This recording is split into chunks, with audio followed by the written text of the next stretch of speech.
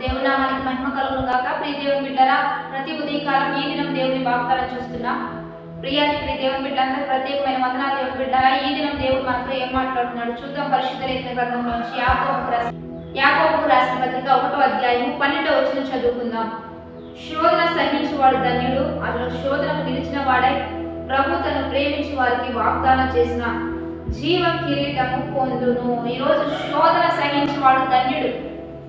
అతడు శోధనకు నిలిచిన వాడైతే దేవుని ప్రేమించి వారికి తను వాగ్దానం చేసిన జీవ కిరీటాన్ని ఇస్తానని ఈ ఉదయకాలం వాగ్దానం చేస్తున్నాడు కనుక శోధింపబడిన మీద సువర్ణంగా దేవుడు మారుస్తానని వాగ్దానం చేశాడు కనుక దేవుని బిడ్డారా, శోధన సహించగలిగే కృపనిచ్చి వాడు కూడా దేవాది దేవుడే.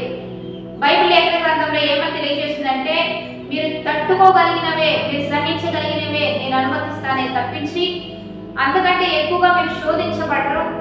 రెండవదిగా శోధన వచ్చినా దాని నుంచి తప్పించుకునే మార్గం కూడా దాని ప్రక్కనే ఉంటుందని దేవుడే పరిశుద్ధ లేఖన గ్రంథంలో తెలియజేసి ఉన్నాడు కనుక మీకు శోధన వచ్చిందా, శ్రమ వచ్చిందా, దాని ప్రక్కనే తప్పించే మార్గం కూడా దేవుడే మీకు ఇస్తాడని నమ్మి విశ్వసించి శోధనలో నిలిచిన వారుగా ధన్యులుగా మీరు మార్చబడాలి. మీరు నిలబడితే దేవుడు మీకు ఇస్తానని వాగ్దానం చేసిన జీవ కిరీటాన్ని మీకు ఇస్తూ ఆశీర్వాద పదంలో నడిపించబోతున్నాడు, దీవెనకరంగా నడిపించబోతున్నాడు. కాబట్టి భయపడక, ధైర్యపడక, కృంగిపోక, చేదాటిపోక నిలబడదాం. శోధనలో నిలిచిన వారై గొప్ప ఆశీర్వాదాలు పొందుకుందాం. వాగ్దానాన్ని బట్టి ప్రార్థన చేద్దాం. పరిశుద్ధ మహోన్నత గొప్ప దేవ, ఈ దినము మీరు మాకు ఇస్తున్న బలమైన వాగ్వచనాలను బట్టి నీకు మహిమ. ఎంతమంది వాగ్దానాలు రిసీవ్ చేసుకుంటున్నారే, వాగ్వచనాలన్నీ బిడ్డల పట్ల రూఢీపరిచయ్యా. శోధన తట్టుకొని నిలిచినట్లుగా సహాయం చేయండి. వారు ధన్యులుగా మార్చబడాలి, ఆశీర్వాదాలు గర్వులుగా మార్చబడాలి, జీవ కిరీటం పొందుకున్నట్లుగా, అనేక ఆశీర్వాదాలు పొందుకున్నట్లుగా మీరే ముందు కొనసాగించిన నామానికి మహిమ తెచ్చుకోండి. ఈరోజు ప్రతి డిపార్ట్మెంట్ ని దీవించయ్యా. వృత్తి వ్యాపారాలు ఆశీర్వదించయ్యా. చేతి పనులను ఆశీర్వదించయ్యా. బర్త్డేస్, మ్యారేజెస్ జరుపుకున్న వారికి దీవెనలు ఇవ్వయ్యా. ఎంతమంది ఆర్థిక పరిస్థితులు అప్పుల బంధకాల్లో ఉంటున్నారో విడుదల కార్యం జరిపించయ్యా.